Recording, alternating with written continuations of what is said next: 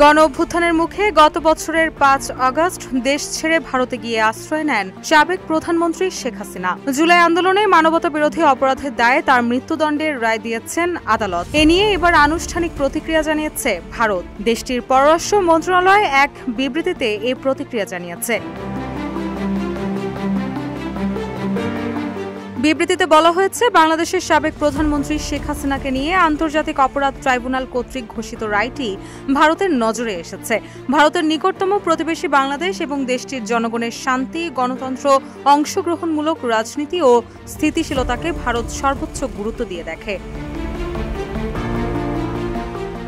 এই অঞ্চলে দীর্ঘদিনের অভিন্ন ইতিহাস ও সম্পর্কের কথা উল্লেখ করে ভারত জানিয়েছে, বাংলাদেশের জনগণের সর্বোত্তম স্বার্থ নিশ্চিত করতে তারা সবসময় গঠনমূলক ভূমিকা পালন করতে ইচ্ছুক। বিবৃতিতে আরও জোর দিয়ে বলা হয়, দেশের রাজনৈতিক পরিস্থিতি যাই হোক, ভারতের লক্ষ্য হবে বাংলাদেশের সব স্টেক হোল্ডারের সঙ্গে ইতিবাচক ও কার্যকর যোগাযোগ বজায় রাখা, যাতে দেশটির স্থিতিশীলতা ও শান্তিপূর্ণ ভবিষ্যৎ নিশ্চিত করা যায়।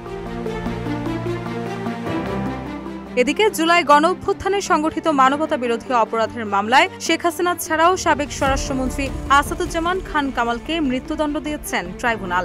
একই সঙ্গে রাজসাক্ষী হওয়া পুলিশের সাবেক মহাপরিদর্শক চৌধুরী আব্দুল্লাহ আল মামুনকে ৫ বছরের কারাদণ্ড দেওয়া হয়েছে। রায়ে ট্রাইব্যুনাল বলেছেন, শেখ হাসিনা সহ ৩ আসামির অপরাধ প্রমাণিত হয়েছে। ২টি অভিযোগে শেখ হাসিনাকে মৃত্যুদণ্ড দেওয়া হয়েছে এবং একটি অভিযোগে সাবেক স্বরাষ্ট্রমন্ত্রী আসাদুজ্জামান খান কামালকে মৃত্যুদণ্ড দেওয়া হয়েছে। বিচারপতি মোহাম্মদ গোলাম মর্তুজা মজুমদারের নেতৃত্বাধীন ৩ সদস্যের ট্রাইব্যুনাল ১ এর রায় ঘোষণা করেন। ট্রাইব্যুনালের অন্য ২ সদস্যরা হলেন বিচারপতি মোহাম্মদ শফিউল আলম মাহমুদ ও বিচারক মোহাম্মদ মুহিতুল হক এনাম চৌধুরী। গণ অভ্যুত্থানের সময় হত্যাকাণ্ড সহ মানবতা বিরোধী অপরাধের ঘটনায় করা এটি প্রথম মামলা, যার রায় আজ ঘোষণা করা হয়েছে। Rusha show, news desk, Ittefaq.